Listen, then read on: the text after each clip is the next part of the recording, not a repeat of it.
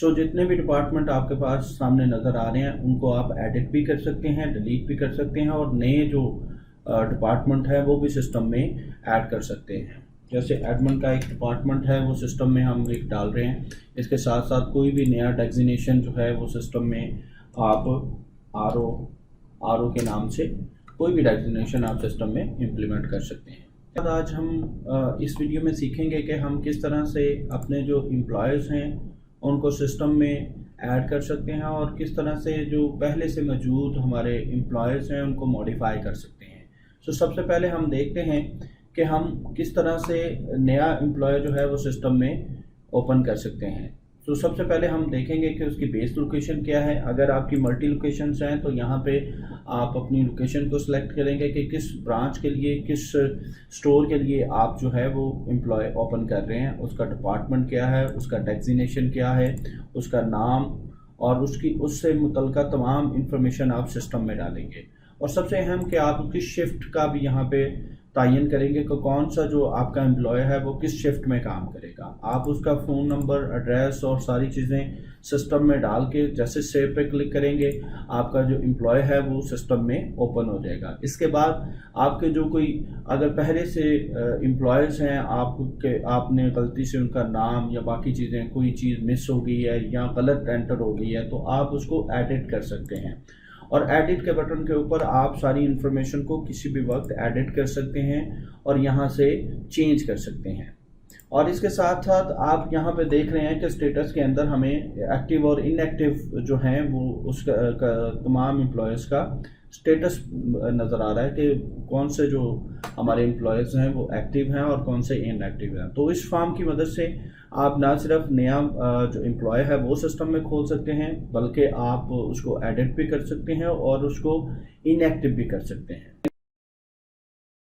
हम किस तरह से अपने एम्प्लॉयज़ को उनके जेडी के मुताबिक रोल असाइन करेंगे और उस रोल को हम किस तरह से बना सकते हैं। जैसे एडमिन का रोल है, एडमिन के रोल के अंदर हमें तमाम उसके फॉर्म और तमाम फीचर हमें बाय डिफ़ॉल्ट मिलते हैं। लेकिन अगर हम बात करें जो हमारे पास यूज़र हैं, जैसे हमारे पास पीओएस का यूज़र है तो पीएस यूज़र के पास लिमिटेड राइट्स होते हैं जो आप इस फॉर्म के ज़रिए से सेट कर सकते हैं।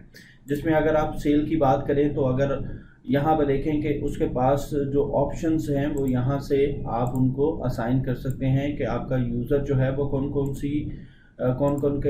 कौन से फॉर्म्स को वो एक्सेस कर सकता है और कौन से फॉर्म जो हैं वो उनको एक्सेस नहीं कर सकता। तो इस फॉर्म के ज़रिए से आप सेटअप में से तमाम जो हमारे मॉड्यूल्स हैं, सेटअप है, इन्वेंट्री है, सेल है, अकाउंट्स है, सपोर्ट है, उसमें से वो आप जो से फॉर्म उन्हें असाइन करेंगे वो उन्हें नज़र आना शुरू हो जाएंगे और उस पे वो काम कर सकेगा। बाकी के सारे फॉर्म उनके लिए डिसेबल होंगे। सो आज हमने सीखा है कि हम किस तरह से एक जो रोल है उसको खुद से डिज़ाइन कर सकते हैं जिसमें हमारे पास डिफरेंट रोल हैं। हम नया रोल भी डिज़ाइन कर सकते हैं कि अगर हमने फॉर एग्जांपल वेयर हाउस वाले शख्स के लिए कोई रोल डिज़ाइन करना है तो हम खुद से भी वेयर हाउस के नाम से एक रोल डिज़ाइन कर सकते हैं जो आपकी ड्रॉप डाउन लिस्ट में नज़र आना शुरू हो जाएगा और आप उनको अपनी मर्ज़ी से एज़ पर हिज ड्यूटी उसकी जो ड्यूटी है उसके मुताबिक आप उसको वो फॉर्म असाइन कर सकते हैं और जितने फॉर्म आप असाइन करेंगे सिर्फ वही उसको नज़र आएंगे। हम सेटअप के अंदर यूज़र लॉगिन के बारे में सीखेंगे कि किस तरह से हम एक नया जो लॉगिन है उसको क्रिएट कर सकते हैं और जो पहले से मौजूद लॉगिन बने हुए हैं उनको मॉडिफाई कर सकते हैं।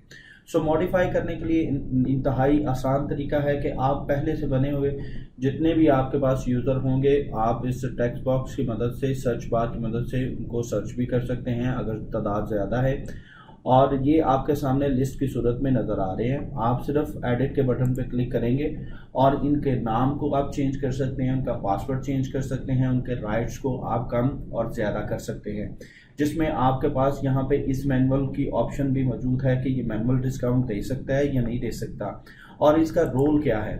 आप जो रोल आपने पिछले वीडियो में डिज़ाइन किए थे आप इनको उसकी मदद यहाँ पे रोल को आप सेट कर सकते हैं। रोल अगर आपका रोल यहाँ पे आप वेयर हाउस का रोल उससे देना चाह रहे हैं, सेल की बजाय वेयर हाउस का देना चाह रहे हैं, आपका रोल चेंज कर सकते हैं, उसका आईडी चेंज कर सकते हैं, उसका पासवर्ड चेंज कर सकते हैं। और इसके अलावा आप ये भी डिसाइड करेंगे कि ये जो यूज़र है ये POS के फॉर्म को एक्सेस करेगा या नहीं करेगा।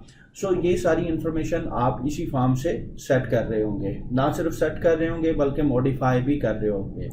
तो आज हमने सीखा है कि हम किस तरह से एक जो नया यूज़र है उसको क्रिएट कर सकते हैं, उसको मॉडिफाई कर सकते हैं। Thank you so much.